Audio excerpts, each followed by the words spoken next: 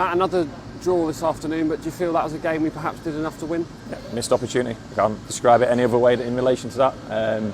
Dominated large parts, created good chances, scored 2 really good goals, conceded 2 really poor goals. I've just said in the previous interview there.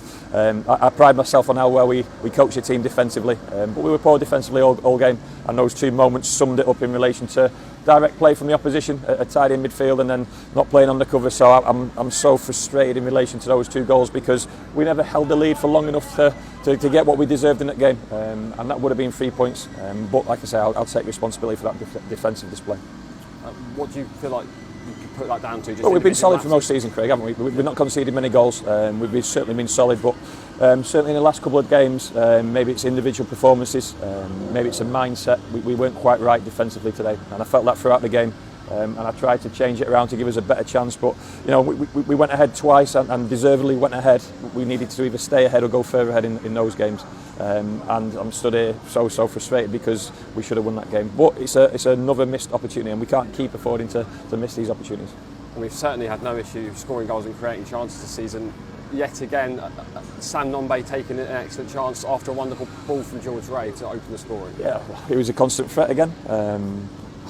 He's a handful, and the fact that he's scoring on top of it just shows what a good signing he's been in terms of our recruitment process to bring him to the club. But it's irrelevant how many you score if you start conceding. And like I say, we've generally been strong with that throughout the season up until maybe last week and this week, and it's something I have to address because those weren't well worked goals, and that's no disrespect to Stevenage. They were pretty route one in terms of direct and then where the space was, and our back 3, so it's an extra defender in there, turns into a back 5 at times, weren't thinking the right things today.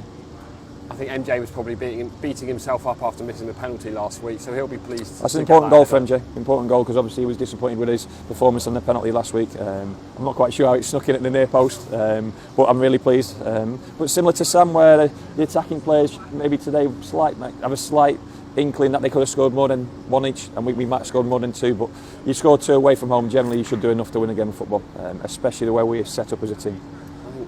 That MJ goal as well, it's almost a trademark goal we've scored this season. We saw Josh's assist for Tim last week, the goal at Hartlepool, that ball up to the far post has proved quite effective for us. You won't usually back MJ in terms of an aerial duel, so to speak. He's quite a small player, obviously we know that, but he can head the ball. He's shown that in the past, so he was in the right place at the right time. And there was a simplicity about our 2 goals. Sometimes as the game went on, and we overcomplicated it as well, and that's a sort of a little bit of naivety, a little bit of lack of discipline in our attacking play as well. But my main focus, I can't criticise them too much because you watched the game, we played well in attack today. My frustration is pretty evident in terms of the goals we conceded. I'd say we probably did ride our luck at times. I think Elliot Liss missed a chance right at the end, and that 95th minute free kick they had as well. So we managed to we're trying to put in subs on to win the game. You know, we're putting Aurora on, we're putting Josh on, and we lose our shape and we lose our connection. We're trying everything to get 3 points where we should have been. Game should have been dead and buried, but full credit to Stevenage, and like I say, I'll address a couple of issues on the back of that performance and last week's performance. That's 2 on the bounce now, where in terms of what I'm after as a manager and what we expect personnel wise, we've not quite delivered. Obviously you brought on Aurora for George Ray. Was that obviously a tactical twist, change of shape, obviously, but the whole back 3 to go and try and win a game, well. And Aurora's an attacking player who'll give us that opportunity. Plus if the back 3, back 5 aren't defending well enough, you might as well take one off anyway. So we've got to look at certain aspects of that, and I want Aurora to be on the pitch because he's such a threat, and he probably started his period on the pitch too well, and then like I say, he was one of the attacking players who overcomplicated it towards the end.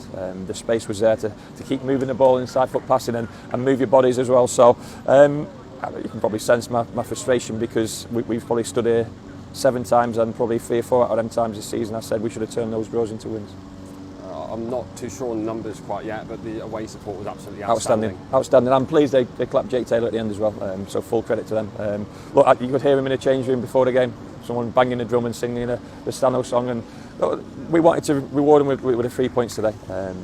On the back of a lot of the display, we should have done that, but there's a big but in there today, and that was a sort of a naivety and a sharpness in our minds. Physically we were ready, but there was a sharpness in our minds which didn't smell the danger today, and like I say, as an old centre half I was frustrated with that performance. All right, man, thanks a lot. No problem.